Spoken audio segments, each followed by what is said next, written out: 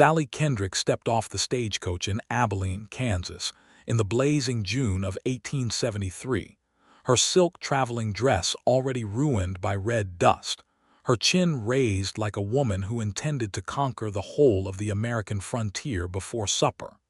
She had not come here because she wanted to.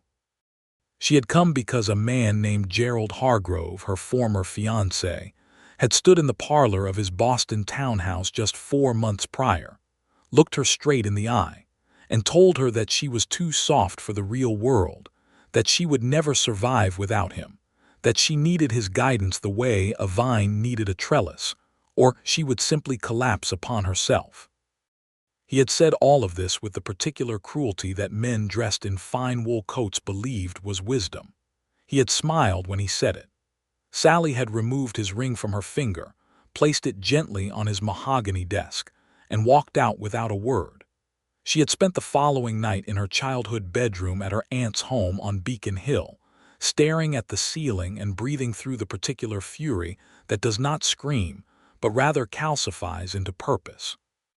By morning she had made a decision that surprised even herself. She would go west. She had read every article, every letter to the editor, every sensational account of life in the Kansas Territory and beyond. She had an education, the kind that Boston finishing schools provided, which was largely ornamental, but she had supplemented it herself with real books, real history, real agricultural theory. She had an inheritance from her grandmother, not enormous but sufficient. She had a stubbornness that Gerald had called a flaw and that she had lately begun to understand was her finest quality. She would go west, she would manage something real, she would build something of her own, and she would write Gerald Hargrove a single letter describing everything she had accomplished, and then she would never think about him again. That was the plan. It was not, in retrospect, the most practical plan ever conceived, but it was hers. Abilene in 1873 was a churning, sun-baked spectacle of a place. The Kishom Trail had been pushing longhorn cattle through this corridor for years, and the town wore the evidence of that commerce on every unpainted board and in every pair of tired, sun-squinted eyes on its main street. The stockyards were loud and fragrant in a direction that could not be called pleasant. Saloons ran their business openly. Cowboys fresh off the trail walked with that particular rolling gait of men who had been on horseback for 3 months and were not entirely certain what to do with themselves now that they had arrived somewhere. Sallie stood beside her 2 large travel trunks on the boardwalk outside the stage depot and looked at the town with the careful, assessing gaze of someone taking inventory. A woman at the stage depot, a broad, capable-looking person named Mrs. Dora Hatch, who handled the ticketing and apparently everything else, had already told her 3 things in quick succession: that the hotel had 2 rooms available, that land north of town was going cheap because of a dispute over water rights, and that a man named Theodore Mercer was the most successful rancher in the county and also the most disagreeable. Sallie had asked about the land first. Mrs. Hatch had blinked at her. "You looking to buy land, miss?" "That is exactly what I am looking to do," Sallie had said.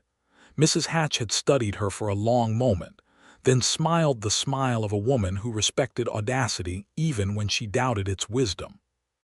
"Then you want to talk to Everett Cole at the land office, and you will need water rights, which means you will eventually have to deal with Theodore Mercer, whether you like it or not." Sallie had said she liked it fine, because she had not yet met Theodore Mercer. The land office was a narrow building wedged between a dry goods store and a barber shop, and Everett Cole was a small, precise man with spectacles perched at the very end of his nose who appeared genuinely surprised by Sallie's arrival, her inquiry, and her money, in approximately that order of astonishment. He spread maps across his cluttered desk with the enthusiasm of a man who did not often have interesting conversations, and he showed her 3 parcels available for purchase north and west of town. The 3rd parcel was 640 acres of mixed grassland and creek bottomland. It had a small existing structure, a 2-room cabin that had been abandoned when its previous owner, a man named Patterson, had given up and gone back to Ohio. It had a seasonal creek running through the eastern quarter. It was priced cheaply because of the water rights dispute, which Everett Cole explained in careful, apologetic language. The water rights dispute was, in its simplest form, this. The seasonal creek that ran through the parcel she was considering was fed by a larger tributary that crossed the adjacent property belonging to Theodore Mercer. Mercer's Triple M Ranch was the largest operation in the county, encompassing nearly 4,000 acres, and the creek in question watered a portion of his southern grazing land. The previous owner had tried to dam the creek for irrigation, and Mercer had taken legal exception to it. There had been a court proceeding, the outcome of which had been inconclusive, and the whole matter sat unresolved like a stone in a boot. "So Mr. Mercer believes the water is his," Sallie said. "Mr. Mercer believes most things in this county are his," Everett Cole said, and then appeared to regret saying it. "And what does the law say?" "The law says it is complicated." Sallie looked at the map for a long moment. She thought about Gerald Hargrove telling her she would collapse without support. She thought about 640 acres of Kansas grassland and a creek and a cabin. She thought about the letter she intended to write from a life she had built with her own hands. "I will take it," she said.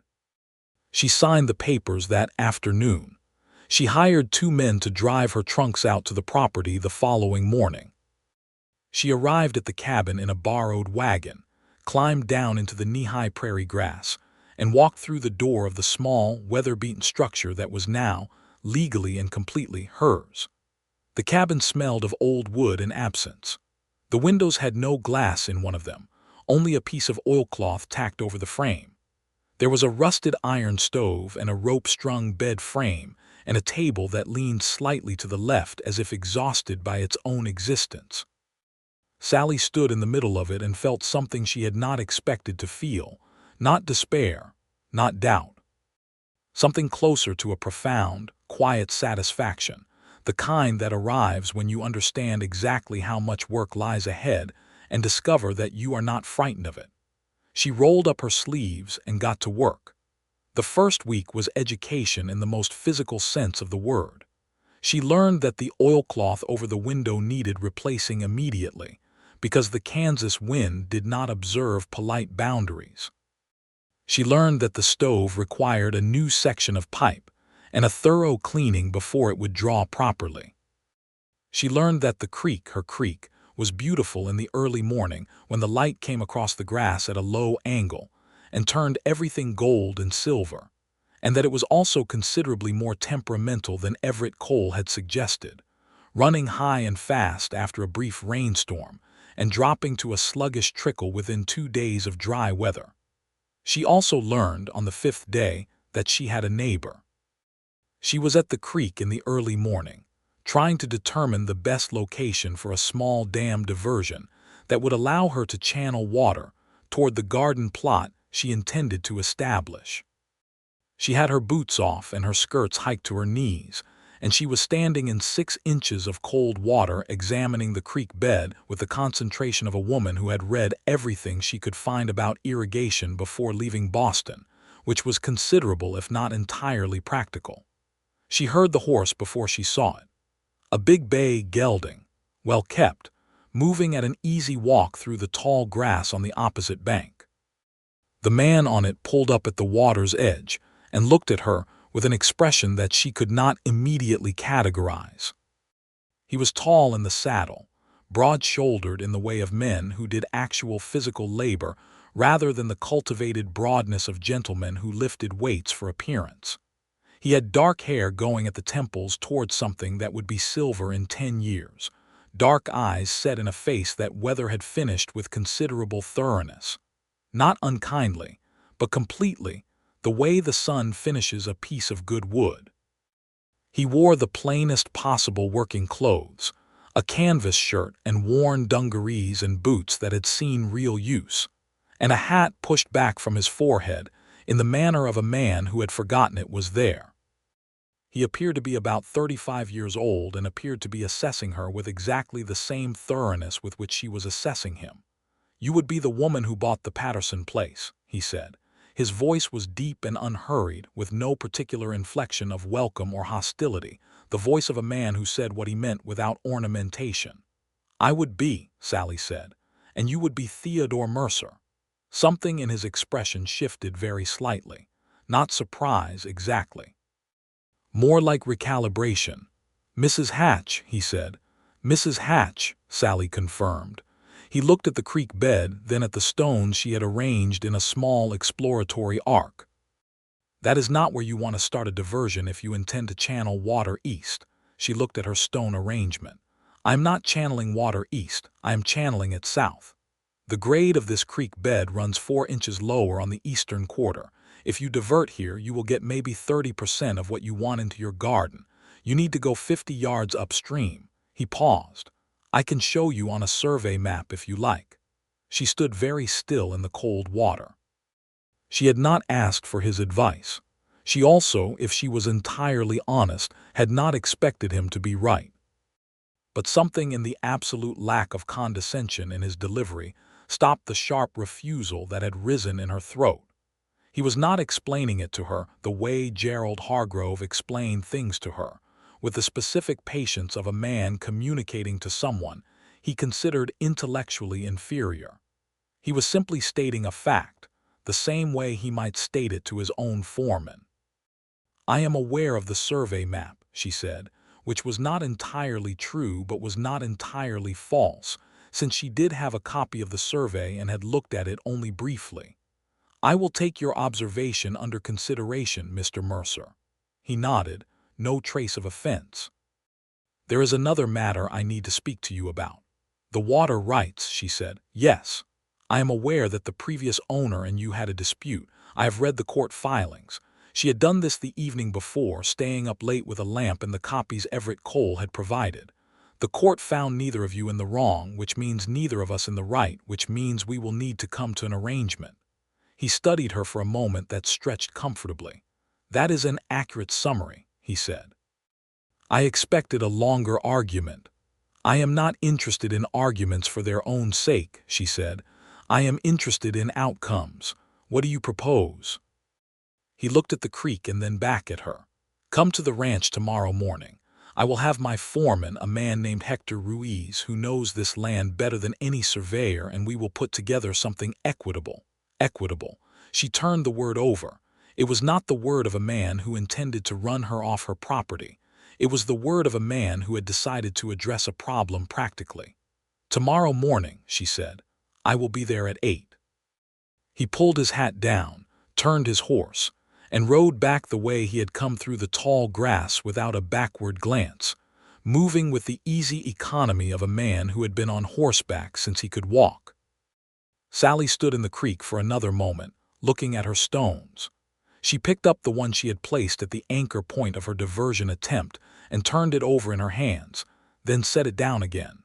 She walked upstream 50 yards and looked at the creek bed and understood immediately why he was right.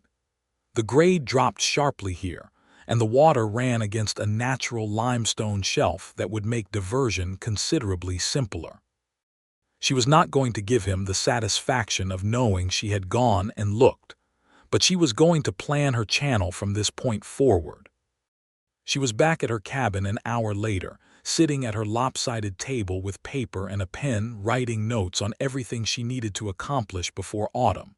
Seeds, lumber for a proper fence, another horse since the borrowed wagon horse needed to go back to town, chickens, a milk cow if she could afford one, a second hand for the heavier work because she was not delusional about her own physical limitations. She wrote Gerald Hargrove's name at the bottom of the page in small letters and then crossed it out, because she had not thought about him once since arriving in Kansas, and she was not going to start now. The Triple M Ranch was exactly what it ought to be, which was to say it was large and well-ordered and spoke of a man who had been working this land long enough to understand it rather than simply dominate it. Sallie arrived at the gate precisely at 8 the following morning, having borrowed the wagon again for the 5-mile drive, and a young cowhand named Felix came out to take her horse's reins and pointed her toward the main house with a hat tip that managed to be respectful without being excessive. The main house was unpretentious for its size, a large, single-story structure of stone and timber, built low against the Kansas wind, with a broad front porch and a stone chimney already sending up a thin line of smoke in the cool morning air. Theodore Mercer came out onto the porch before she had climbed down from the wagon, coffee cup in hand, and a smaller, wiry man beside him, who had the particular posture of a person who had spent 40 years reading landscape the way other men read books.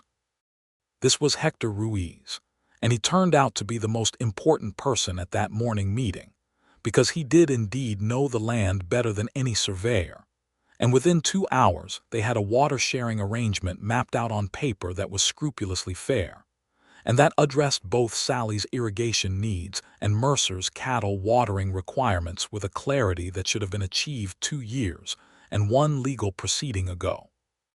The arrangement involved a shared diversion structure upstream of both properties, with defined draw periods during dry months and an open flow provision during high water.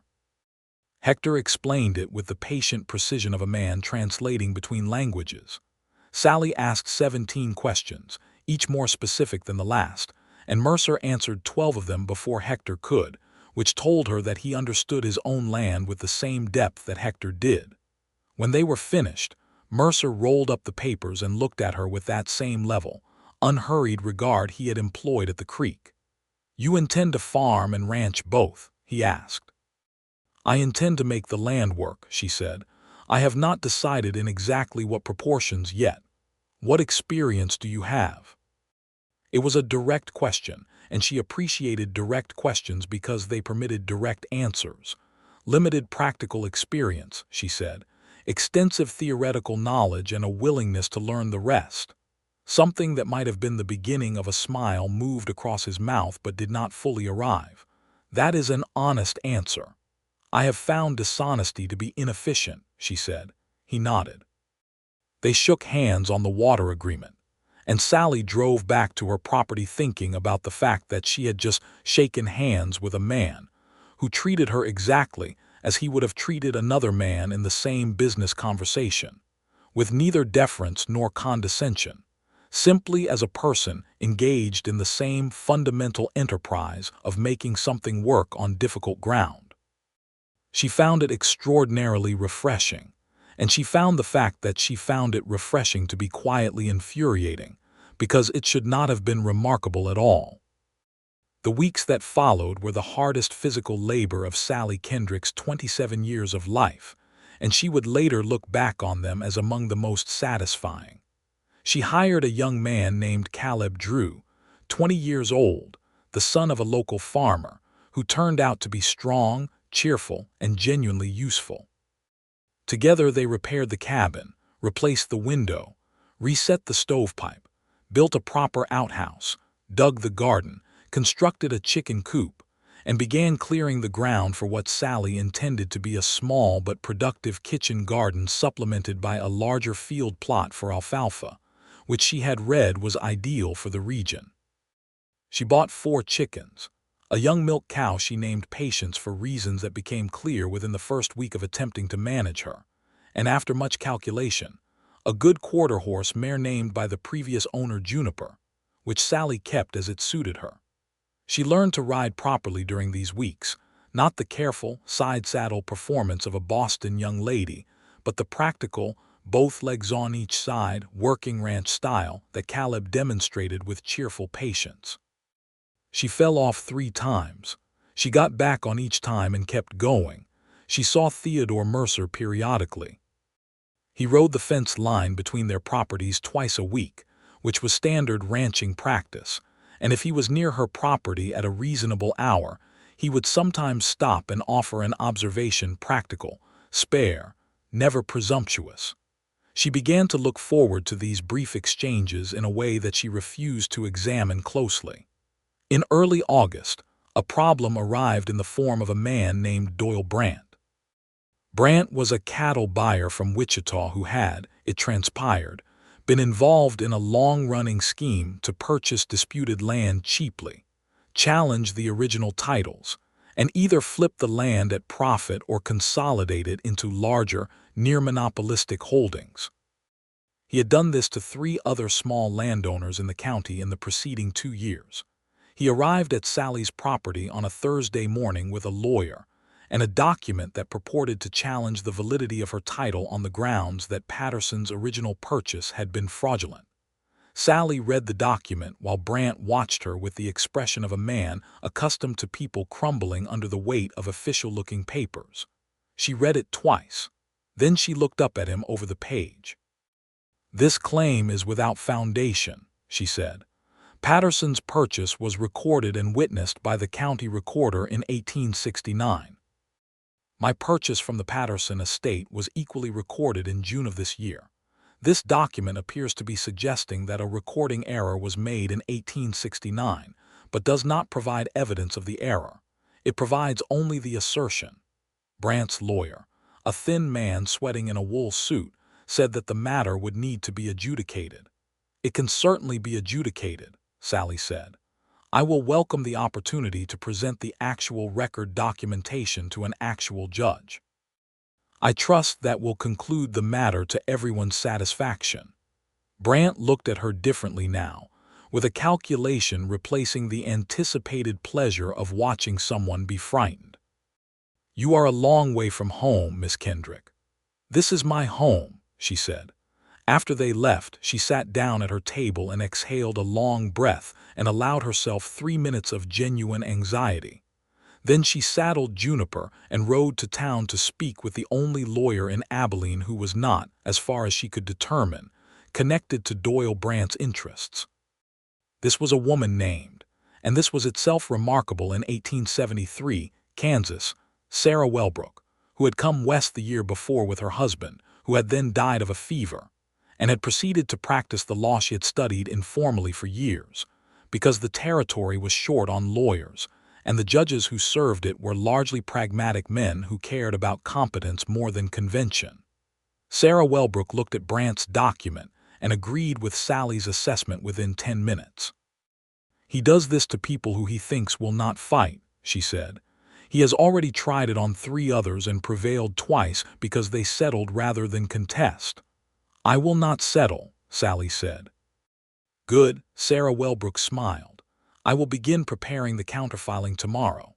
Sallie was riding back toward her property in the long afternoon light when she encountered Theodore Mercer on the road. He pulled his horse alongside hers naturally, as if they were people who simply rode together sometimes, and she found that the parallel felt comfortable rather than intrusive. "I heard Brant came to your property today," he said. "News travels quickly." "It does out here." Felix saw his wagon. He was quiet for a moment. "He tried the same thing with me 2 years ago. I had better resources to fight it than most." Sallie glanced at him. "And you are telling me this because?" "Because I want you to know that Sarah Wellbrook will handle it. And because I want you to know that if you need character witnesses regarding the county's recognition of your purchase, I will provide that." She held his gaze for a moment. The Kansas evening was doing something extraordinary around them, the way Kansas evenings do, turning the whole sky into a private display of amber and rose that went on for what appeared to be forever in every direction. "That is very generous of you," she said. "And I accept the offer." "It is not generosity," he said. "It is the correct thing to do." She looked at him, the clean, honest line of his profile against that outrageous sunset, the way he sat his horse like a man who had been a part of this landscape long enough to belong to it. She thought something she had not thought in a considerable time, which was a thought entirely unrelated to Gerald Hargrove or proving anything to anyone. She thought, "This is a good man." She said nothing of the kind, of course, and they rode in a comfortable silence the rest of the way to her gate. The legal matter resolved itself in September, when Sarah Wellbrook presented the original recordings to a circuit judge who came through Abilene, and who dismissed Brant's challenge with the particular brevity of a man whose time was worth more than the paper the challenge was printed on. Doyle Brant left the county shortly afterward, having apparently concluded that the territory contained easier targets elsewhere. Sallie received the news with a satisfaction that was quiet but bone-deep. She threw a small supper that evening, small meaning herself.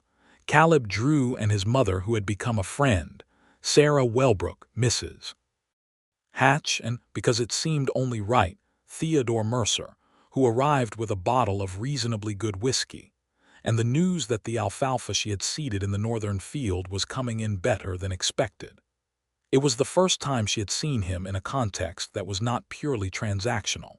He sat at her mended table, she had leveled it by mid-July, and talked to Caleb Drew about winter grazing practices with the comfortable ease of a man who never needed to perform. He listened to Sarah Wellbrook's account of the legal proceeding with genuine interest. He helped clear the tin plates without being asked, and without making anything of the helping. Sallie watched him when he was not watching her, and felt the thought from the road a month ago settle deeper into her understanding, growing roots. October arrived with a wind that came down from the north, and reminded everyone in Kansas what they had agreed to by choosing to live there. The prairie grass turned the color of old honey. The sky became the particular crisp blue that only October knows, the kind that makes even ordinary distances look like distances worth crossing. Sallie's alfalfa crop had come in well enough to justify a second season. Her garden had produced more than she needed for winter preservation. Her chickens were laying reliably. Patience the cow had settled into something approaching cooperation.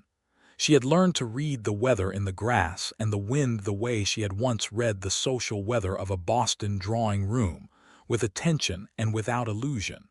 She was a different person than the woman who had stepped off the stagecoach in June, and she understood this clearly. Not because of the physical hardening, though that was real, but because she had spent 4 months in a place where what you did mattered more than what people thought of you, where the land was indifferent to your background and your accent and the school you had attended, and where the work either got done or it did not. She had thought about Gerald Hargrove exactly twice since arriving. Once in July, when a thunderstorm had passed over that was so large and so violent and so magnificently indifferent to human concerns that she had stood on her porch in the roaring dark and thought, "No, he was wrong. This is not a place for soft people, but I am not soft, and I never was." And once in September, when the legal victory was fresh, when she sat at her table in the lamplight and thought, "I have done it. I have the paper, I have the crop, I have the receipts, I have the life. I could write the letter now." She had picked up the pen. She had sat for a long time, then she had put the pen down. Because she had realized, sitting there, that the letter she had promised herself was no longer a letter she needed to write. Not because Gerald did not deserve to know he was wrong. He absolutely deserved to know he was wrong.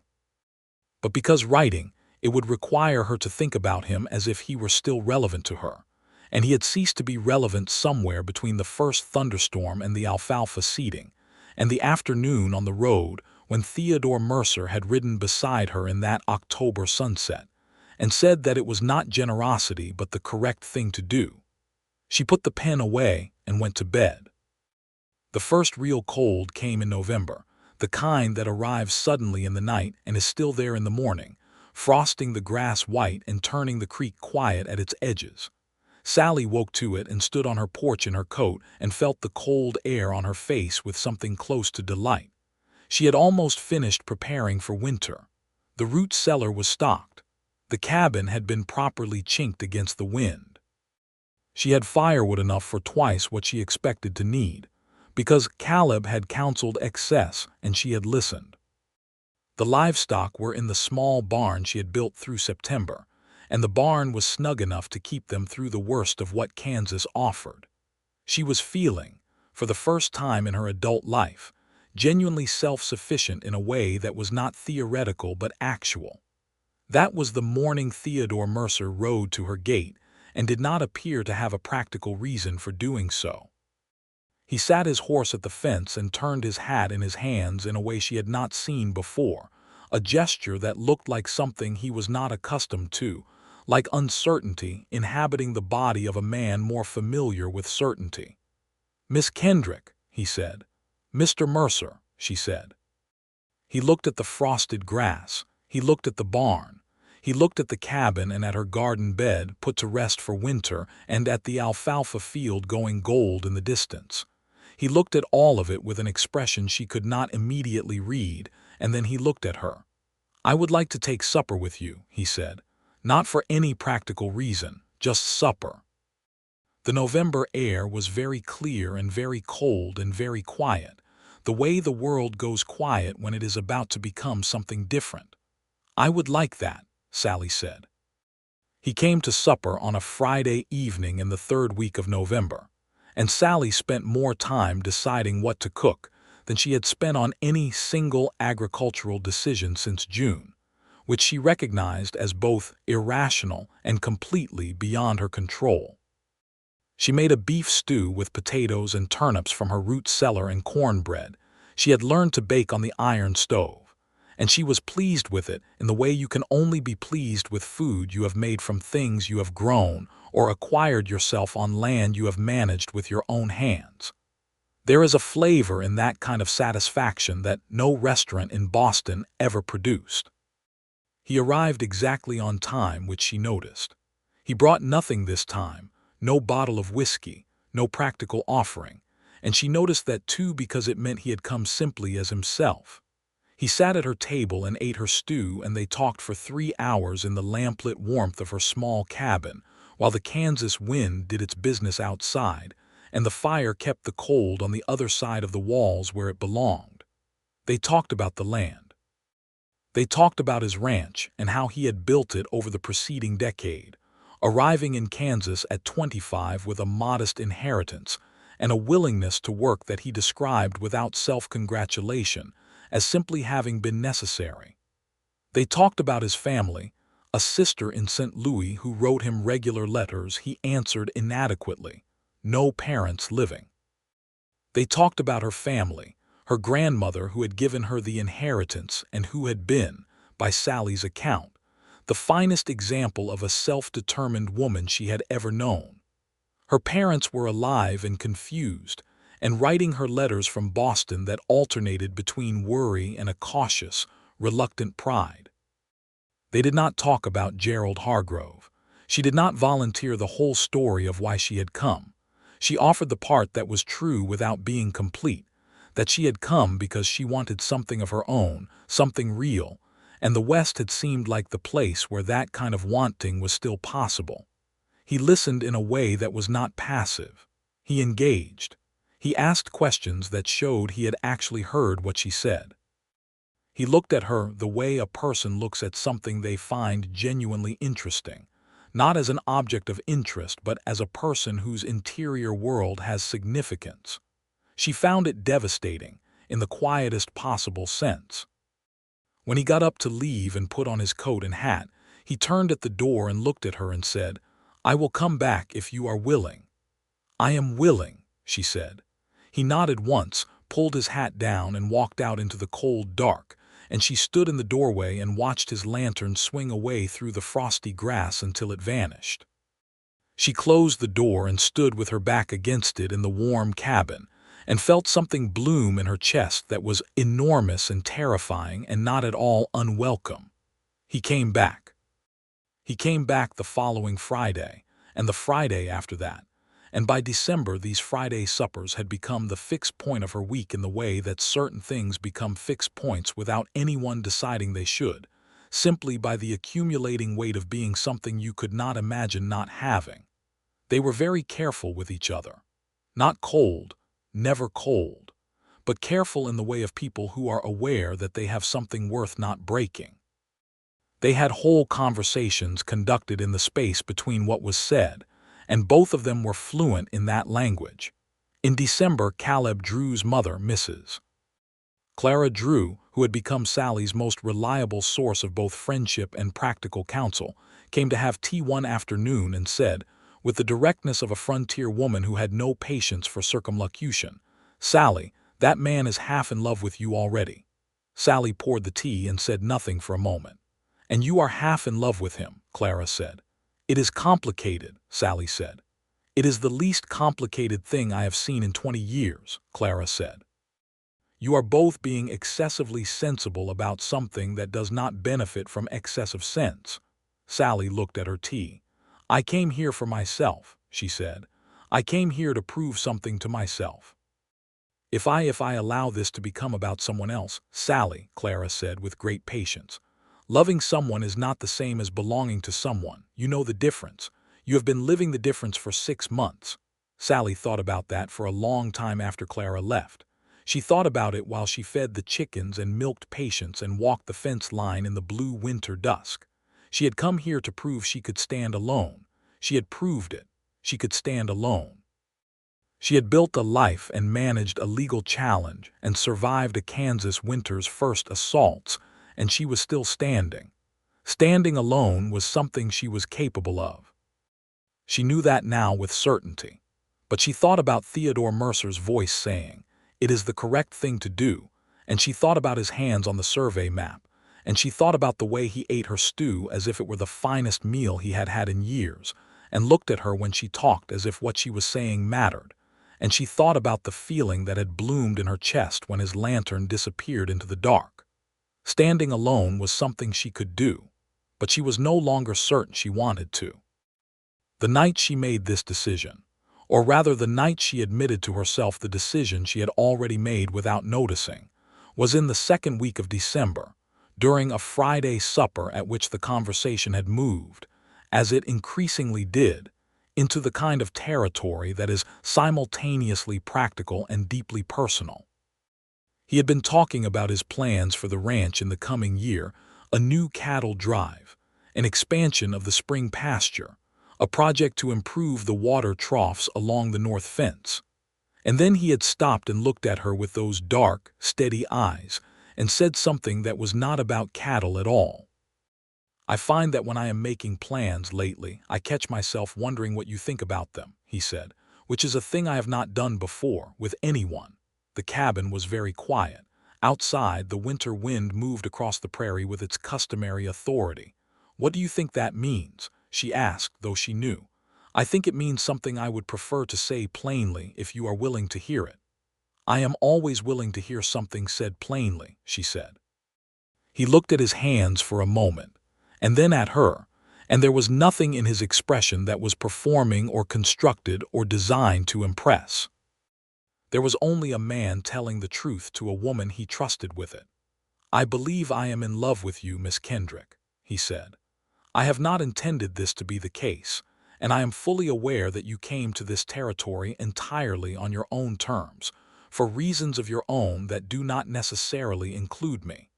I am not asking you to change anything about the life you have built or the woman you are.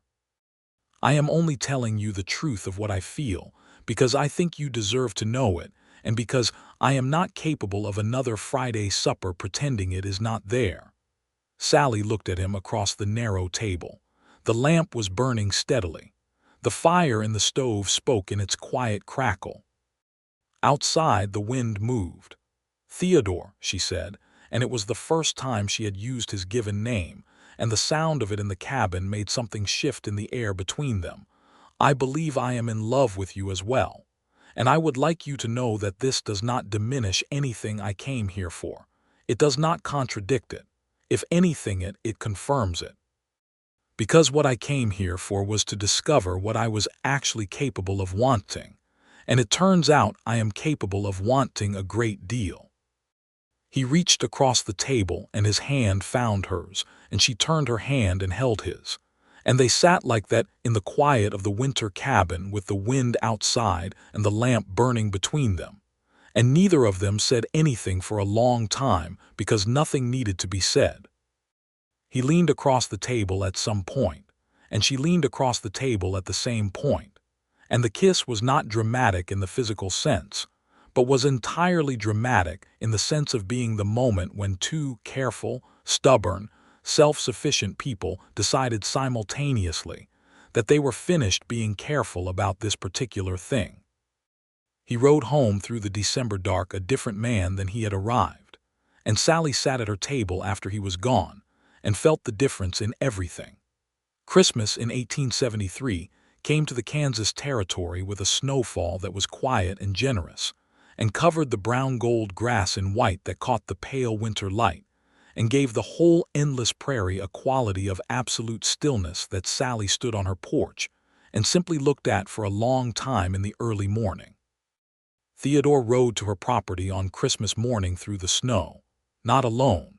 He brought Hector Ruiz and Felix and the other ranch hands who had nowhere else to go for the holiday, and Clara Drew and Caleb arrived from the other direction. And somehow Mrs. Hatch appeared with a pie, because Mrs. Hatch appeared at most things that were worth appearing at, and what had been intended as a quiet Christmas became an impromptu celebration of the kind that the frontier seems to generate naturally, out of its own need for warmth and company. Theodore had brought her a gift, a set of proper irrigation tools, a good spade and a draw level, and a brass coupling for the diversion pipe they had installed in October. They were entirely practical tools and entirely the correct gift, because he understood that what she valued was not ornament but use. She had made him something herself, a set of maps she had drawn over several weeks, detailed and careful, of the water drainage patterns across both their properties, incorporating everything she had observed over the preceding months. They were better than the county survey maps for practical purposes, and he looked at them for a long time with an expression that told her he understood exactly what they had cost in time and attention. He kissed her in front of everyone briefly, and Clara Drew said, "Finally," loudly enough for everyone to hear, and Felix laughed, and Mrs. Hatch pretended to be interested in the snow out the window. The new year came. January was the hardest month, as January always is on the plains, but Sallie had prepared well and had good company in the struggle of it. Theodore came not only on Fridays now, but on most days, some portion of them, and the distance between their properties that had once seemed like a buffer became a road they both traveled comfortably in both directions. She learned his ranch the way she had learned her own property, not all at once but piece by piece, through walking it and working it and asking questions that he answered without reservation. He learned her property with the same quiet thoroughness. They were both people who understood things through their hands and their feet, through direct engagement with actual ground, and they recognized this quality in each other and valued it. In February, she told him the whole story of Gerald Hargrove. It was a Sunday afternoon, and the light through the cabin window was the gray-white of winter but clean, and she told it simply, without drama. She told him about the parlor and the ring and the vine and trellis speech and the night on Beacon Hill and the decision she had made in the early morning. She told him about the letter she had intended to write and the night she had picked up the pen and put it down. He listened all the way through without interruption or expression, his elbows on the table, looking at her steadily. When she was finished, he was quiet for a moment, and then he said, "He was wrong about you. You are the least soft person I have ever met." "I know," she said, "and the letter, I will never write it," she said. "He does not deserve a letter confirming that I was right, and more than that, I no longer need to write it. What I built here is not an argument against him. It is simply mine. That is enough." Theodore reached across the table in the same way he had reached across it in December and took her hand. "More than enough," he said. Spring came to the Kansas territory in a great rush of green that seemed, as it always does, almost impossible after the long brown winter.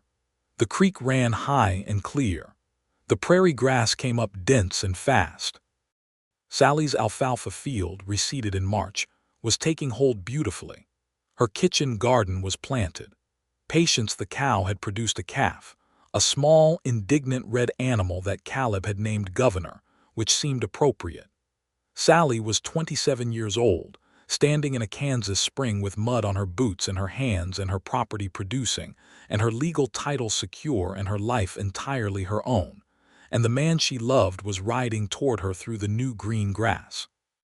He pulled up at the fence and looked at her with the particular expression she had come to recognize as the precursor to something he was working up to saying. She had learned to read his silences the way she had learned to read the creek, knowing when they were quiet and when they were working towards something. "I would like to ask you something," he said. "Then ask," she said. He swung down from the horse and came to the fence and leaned on the post and looked at her directly. "I would like you to marry me, Sallie. Not because I think you need anything I can provide, you have demonstrated comprehensively that you do not. But because I want to spend my life with you and I believe you want to spend yours with me, and I think it would be a fine life. I would make no claim on your property. It remains yours entirely. The water agreement stays as written. Nothing changes except that we stop riding back and forth in the dark."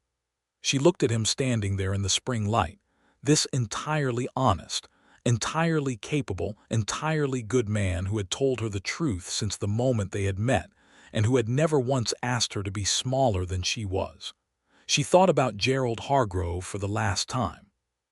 She thought about him standing in his Boston parlor telling her she would collapse without support, and she looked at 640 acres of Kansas land that she had built into something real, and at the man at her fence who was asking to stand beside it rather than over it. "Yes," she said, "I will." He smiled then fully. For the first time she had seen him smile without restraint, and it changed his whole face the way sunrise changes a landscape, revealing depth and warmth that had been there all along waiting for the right light. He came through the fence gate, and she walked toward him, and he took her in his arms in the middle of the muddy spring field, and she held on to him and felt, with a completeness she had not previously known was possible, that she was exactly where she was supposed to be. They were married in June, on the 1-year anniversary of her arrival in Abilene, in the small stone church that served the town and several of the outlying ranch communities. Mrs. Hatch organized most of the practical aspects because she organized most practical aspects of anything within a 10-mile radius as a matter of personal philosophy. Clara Drew made a cake of extraordinary ambition. Sarah Welbrook stood up as Sallie's witness with the particular satisfaction of a woman who had watched this development and approved of every stage of it. The whole county appeared to come. Theodore's sister came from St. Louis on the stage, a sharp-eyed, warm-natured woman named Eleanor who took one look at Sallie and said, "Good." He needed someone who would not be overset by him, which Sallie took as the compliment it was intended to be. Sallie wore a dress she had made herself over the winter months, a pale blue wool with white trim, neither the finery of a Boston wedding nor the plainness of pure practicality, but something between, something of her own invention. She had flowers from her own garden in her hands and mud-proof boots on her feet, and she walked to the altar with her chin at exactly the angle that had first carried her off that stagecoach 12 months before. Theodore was waiting for her at the altar in the cleanest, best-fitted clothes she had ever seen him wear, which was not saying much but which said everything, because she could see that he had tried, and trying in the right direction is the only thing that matters. When he took her hands at the altar, she felt the calluses on his palms, and he felt the calluses on hers, and they both understood that this was exactly right, two people who had worked for what they had and knew the value of things. They said their vows simply and meant every word. The celebration after at the Triple M's large yard was everything that a frontier wedding could be, which was warm and loud and generously provisioned and entirely genuine.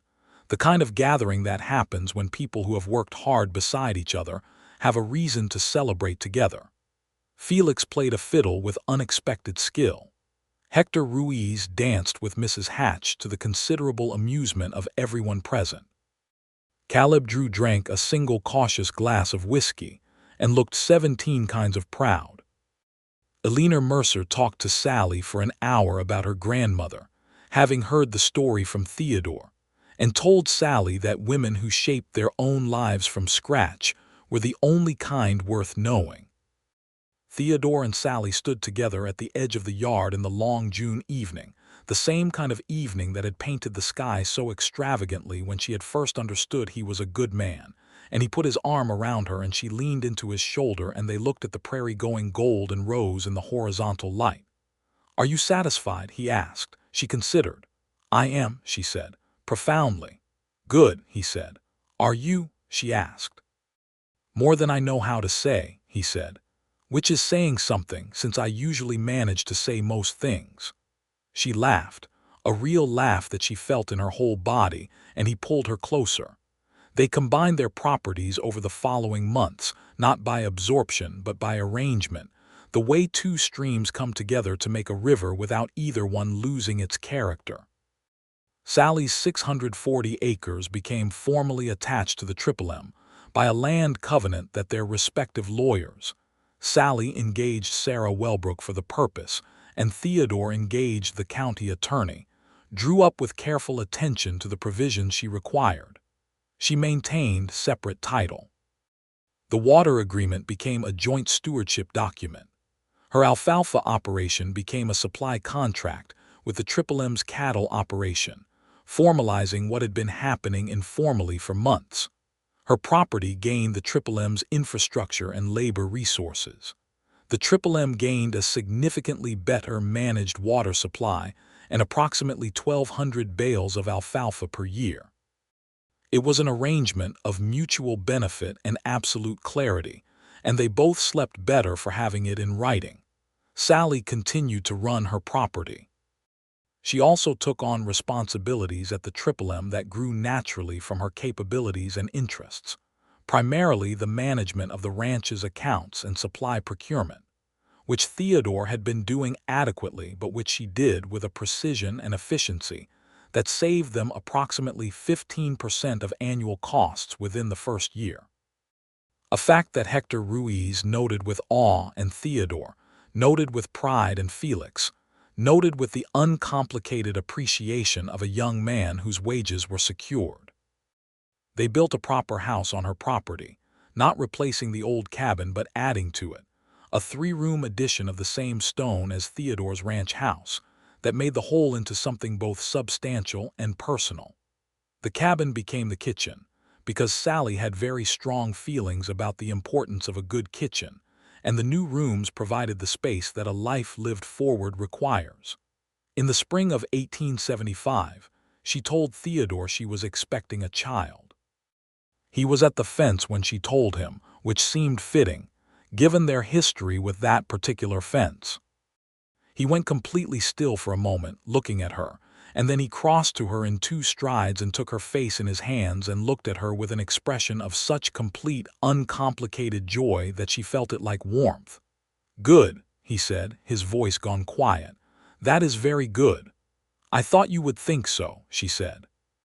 Their son was born in November of 1875, a substantial, vigorous boy who arrived with considerable opinions about the matter and who bore his father's dark hair and his mother's particular stubbornness in equal and obvious measure.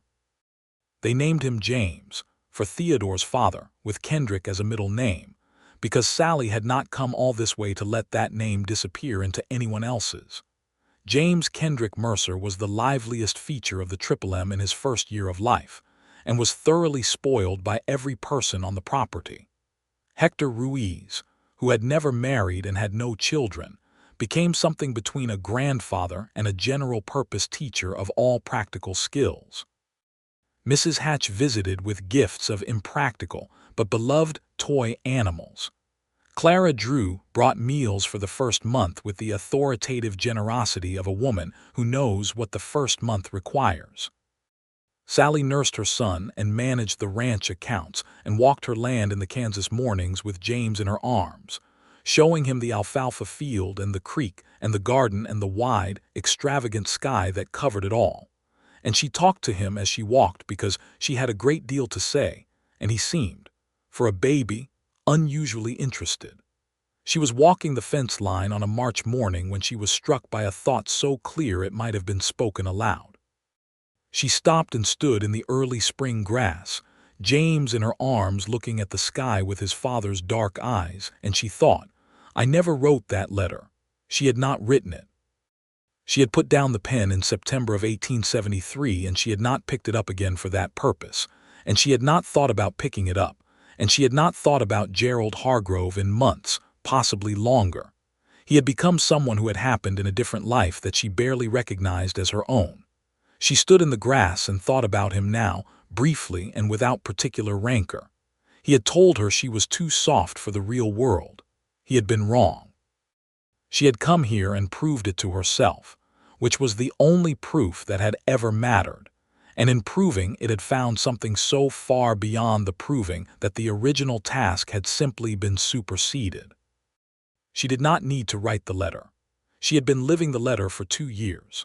The letter was in the alfalfa field and the stone house and the water agreement and the strong, stubborn child in her arms and the man who was, at this very moment, visible across the near pasture riding the fence line with Hector, the two of them in easy conversation, the morning light finding them both as it found everything in Kansas, completely and without favoritism.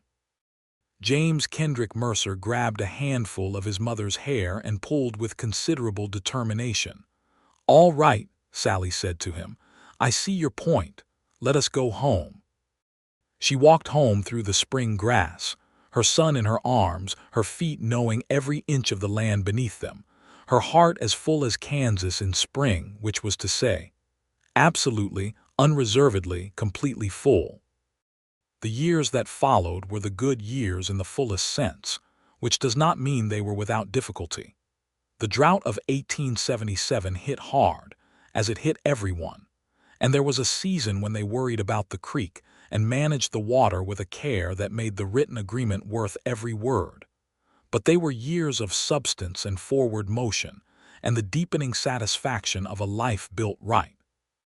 In 1878, Theodore expanded the Triple M's herd through a calculated purchase that Sallie had analyzed and recommended, and the ranch took on 2 additional hands and a cook named Mrs. Bertram, who arrived from Missouri with a determined personality and skills in the kitchen that even Sallie was willing to concede surpassed her own for large-scale production. Their daughter was born in 1879, a girl they named Clara for Clara Drew, who had died the previous winter after a brief illness, and whose absence from the world was felt by everyone who had known her as a specific, irreplaceable loss. Clara Mercer arrived in January, small and fierce and golden-haired in a manner entirely her own, bearing no obvious resemblance to either parent, and appearing from the first moments of her life to have strong views about the management of her situation. James, now nearly 4, took one look at his new sister and became her most devoted partisan, a relationship that would define them both for the rest of their respective childhoods.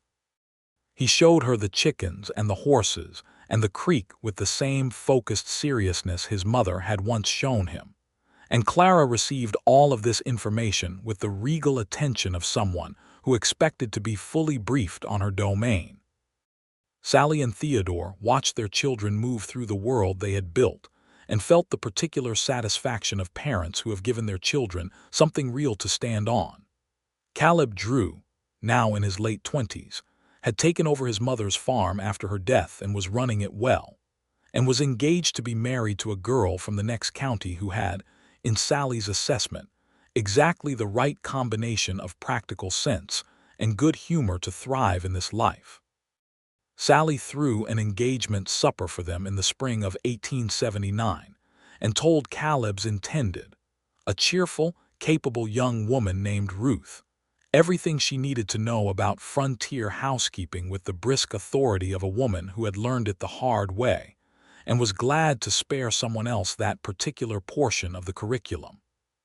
Sarah Wellbrook had by 1879 become the most sought-after legal mind in 3 counties, representing clients from large ranch operations to small homesteaders with complete impartiality and an intellectual vigor that was transforming what legal practice meant in this part of the territory. She was also, quietly, one of Sallie's closest friends, and they corresponded regularly and met for supper on the occasions when Wellbrook's circuit brought her through. Hector Ruiz retired from active foreman duties in 1880, his knees no longer willing to cooperate with the full physical demands of the role, and a young man named Diego, who turned out to be Hector's nephew, and who had learned everything about the land that his uncle had to teach, took over the foreman responsibilities with a competence that made the transition seamless. Hector himself remained on the property, in a small house Theodore had built him, and spent his days instructing James and Clara in the particular knowledge of the land that cannot be taught from books. The spring of 1881 found Sallie sitting at her kitchen table, the old cabin kitchen with its good stove, the one she had cleaned and repaired herself in the summer of 1873, the one that still drew perfectly, writing a long letter to her parents in Boston. She was 35 years old. She had been in Kansas for 8 years. Her parents had visited twice, the first time with extreme skepticism, and the second time with something approaching reverent wonder at the life their daughter had constructed. The letter she was writing was not the letter she had once planned to write to Gerald Hargrove. This letter was for her mother, who had recently written asking whether Sallie missed Boston and who deserved an honest answer. She wrote, "I miss the bookshops occasionally. I miss the particular quality of a New England autumn, which is different from a Kansas autumn in ways I could not have articulated before I had both to compare. I do not miss anything else. I have here what I did not know I was looking for when I left, which is a life that is entirely mine, built with my own hands, managed according to my own judgment, populated with people I chose for the quality of their character, and shared with a man who has never asked me to be less than I am. The land is extraordinary and difficult, and I love it as I would love a person, because I understand it, and it understands me in the way that only things you have worked very hard with and suffered with and celebrated with can understand you." She was still writing when Theodore came into the kitchen, James at his side. The boy was 5 feet tall now, 11 years old, with his father's steady eyes and his mother's precise intelligence, and Clara behind them both, running to keep up, her golden hair escaping its braids as it always did by midday. Theodore looked at her at the table with her letter and her lamp and her careful handwriting, and he leaned against the kitchen doorframe with that expression she knew by now as well as she knew the grade of the creek, the expression that meant he was looking at something he valued completely. "Supper soon?" he asked. 20 minutes, she said. He nodded and went to the stove to put the kettle on, and Clara climbed into the chair across from her mother and began drawing on a piece of paper with the stub of a pencil, and James sat at the end of the table and opened the book he was reading, a history of the American plains that Sallie had sent away to St. Louis for, and the kitchen was full of the small sounds of a family in the particular comfort of the evening hour when the work is done, and the night has not yet fully arrived. Sallie looked at them for a moment, her letter half finished on the table, and felt a sweep of something so large and so warm that it had no name she knew of, or perhaps it had the oldest name there was, which is simply, this. This is it. This is the whole of what it was for.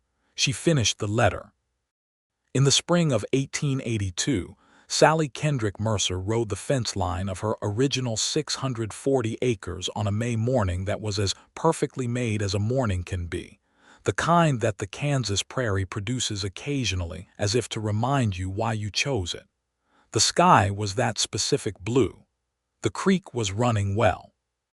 The alfalfa was coming up in its 3rd season on this particular plot, thick and green and already promising. The chickens were doing what chickens do. Patience, improbably, was still alive and still only marginally cooperative, aged out of dairy production but kept on the property as a matter of established precedent and some degree of genuine affection. She rode to the place on the creek bank where she had stood 8 years before with her boots off and her skirts hiked and her small arc of stones in the water, trying to figure out the grade of the creek bed, and working out the wrong answer because she had not yet understood the land well enough to read it correctly. She had understood it now for years. She could have told you the grade of every 50 yards of that creek in her sleep. She sat on her horse in the May morning and looked at the creek and thought about the woman who had stood in it with her Boston education and her Kansas stubbornness and her plan to prove something to a man she had already left behind in her heart. That woman had been right about the important things. She had been right that she was not soft. She had been right that the work could be done. She had been right that this land was worth choosing. She had been wrong about why she was choosing it.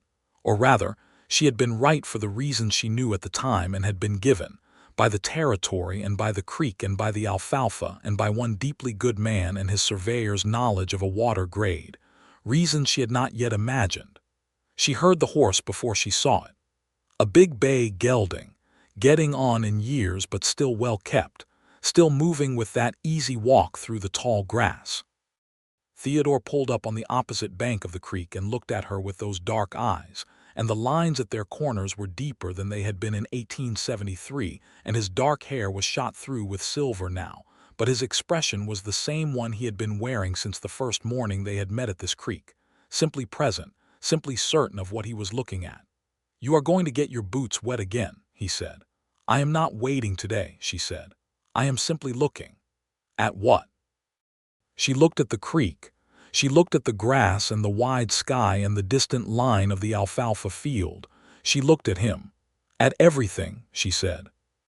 He walked his horse through the shallow water to her side and pulled up beside her, and they sat their horses together in the May morning looking at the land, their land, built between them out of stubbornness and good work, and the kind of love that does not announce itself dramatically but is simply there in the morning, there in the evening, there in the kitchen with the children and the lamp and the letter half-written on the table. She had not written Gerald Hargrove's letter. She had written instead a life, every day of it, with her own hands on her own land, in a territory that had asked of her only what she was capable of giving, which turned out to be considerably more than anyone in Boston had estimated. She had come here to prove something to a man back east. She had proved it 10 times over and then left it behind like a coat you wore when you were cold and no longer need. She had found instead something she had not known to look for. She had found Theodore Mercer at a creek in the Kansas morning, telling her the grade of the water with the honest simplicity of a man who does not know how to be anything but what he is. She had found him at her table, eating her stew. She had found him at her fence, hat in his hands. She had found him at the altar with her name in his vow and the calluses of honest work on his hands and a smile that was worth 10 Boston parlors and every opinion Gerald Hargrove had ever held. She had found, in 640 acres of Kansas grassland, and a lopsided table and a stove that took some coaxing herself. And in herself, finally certain and finally free, she had found everything else. The morning held them both in its light. The creek moved steadily over its limestone shelf. The alfalfa stirred in the May wind. Somewhere back at the house, James and Clara were beginning the noisy business of their morning, and Mrs. Bertram was making breakfast, and Hector was telling Diego something important about the North Pasture, and the Triple M was waking up to another day of itself. Theodore looked at her and she looked at him. "Come home," he said. "I am home," she said. She was. She turned Juniper, not the original Juniper, who had been retired to easy pasture 3 years ago, but her daughter, same name, same good temperament, and rode beside her husband through the Kansas spring morning, toward the stone house with its old cabin kitchen and its good stove, toward her children and her land, and the creek she had learned to read, and the sky she had learned to trust, and the life she had built from a Boston stubbornness and a frontier willingness, and a love she had not planned for and would not have traded for the entire civilized world. The prairie stretched away in every direction, enormous and green and completely itself, and she rode through it like a woman who belonged to it, which she did, which she had from the first muddy morning she stood in it, which she would until the last good day she was given on this earth. And that, in the end, was the whole of the answer to every question she had ever been asked about whether she was soft enough, strong enough, capable enough, ready enough for the real world. The real world was here. She had come to it and made her place in it and loved it and been loved in it, and she was not leaving. She was home.